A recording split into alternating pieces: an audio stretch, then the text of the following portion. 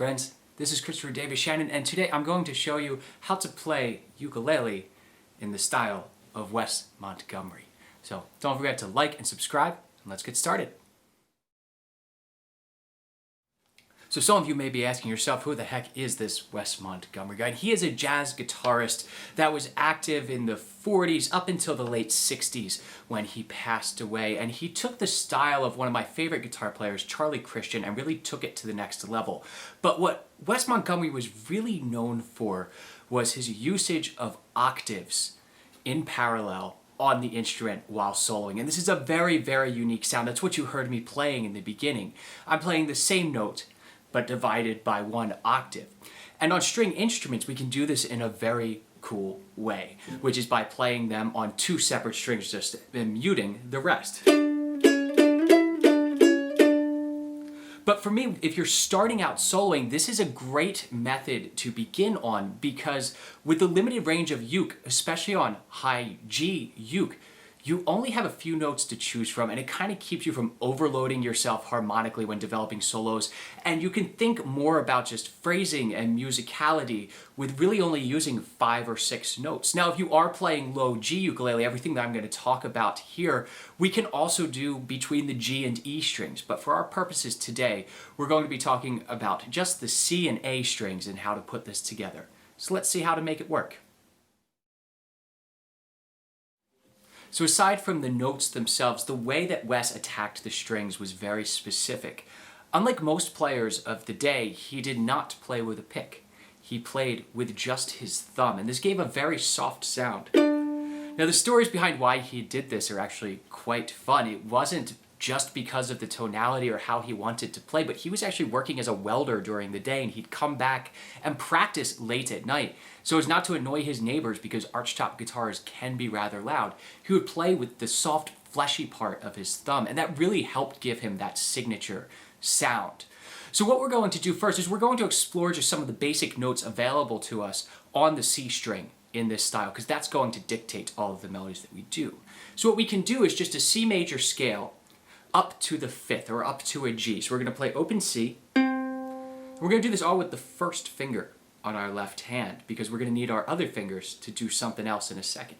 We're going to play the D on the 2nd fret, the E on the 4th fret, the F on the 5th fret, and then the G finally on the 7th fret, and back down to the 5th fret, to the 4th fret, and now the D, and open C. So let's try that together without me saying anything out loud, and we'll hold these for half notes, so 2 beats apiece, so we have a little bit of time to think about what's coming up next. 1, 2, 3, 4.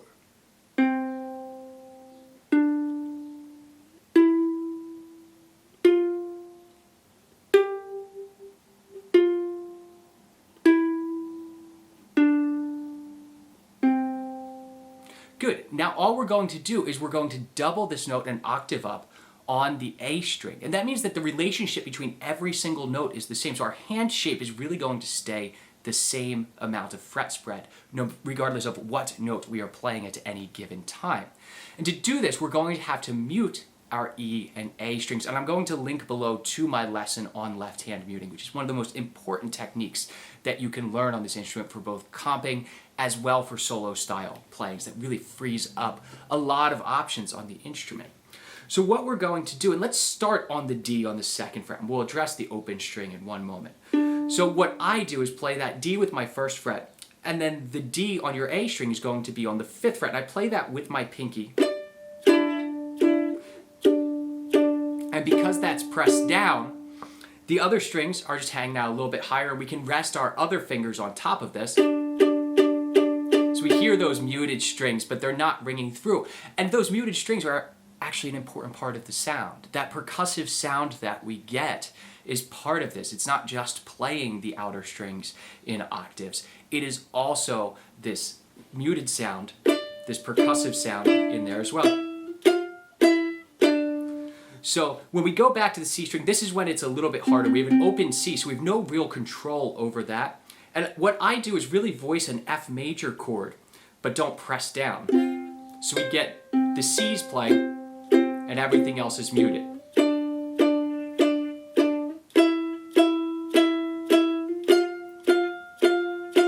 The fingers always stay equidistant apart as we're going up because, again, the relationship of the notes is always the same.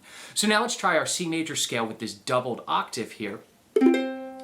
Going up, and we'll just hit 4 quarter notes on each one so that we can get a little sense of how this sounds and how much pressure we really need to apply on each string to get this specific sound. 1, 2, 3, 4.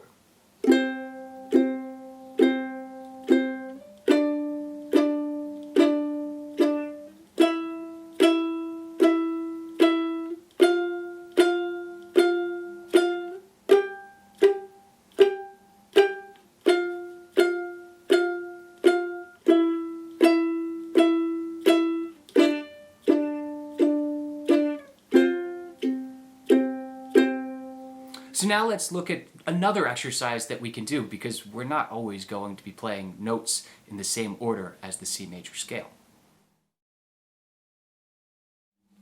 So what I've done here is arranged an exercise in thirds, or essentially we're skipping every other note in the scale and then coming right back down to it. So if we do this on the C string, it sounds like this.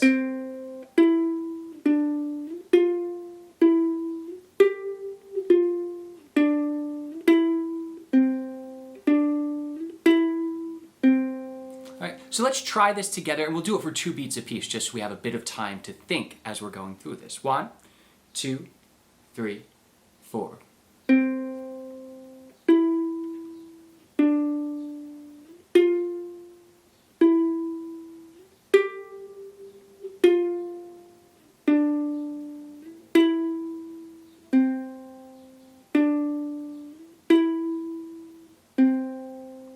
And now it's time for us to add in our octaves. So the notes are going to remain the same. Every time we're playing the C, we're playing the 3rd fret of our A string, and so on and so forth. So let's try this together. We're going to do quarter notes now, but we're going to take it nice and slow. 1, 2, 3, 4.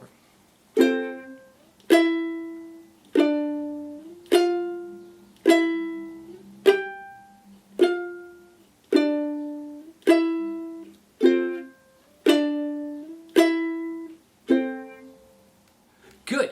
Now, you're going to have to take some time to work up to this. Again, we need new muscle memory, much with like when we learn new chords. But this can be a great place to start when you're starting to solo, because again, it constrains the notes that you can play. Now, if you liked that arrangement of When the Saints Go Marching In that I played a bit of at the beginning, I have that up on my Patreon page as a sound slice file so that you can play along with the theme and variation of that entire song with the scrolling tabs on there, as well as these exercises that we just went over. I'll see y'all over there.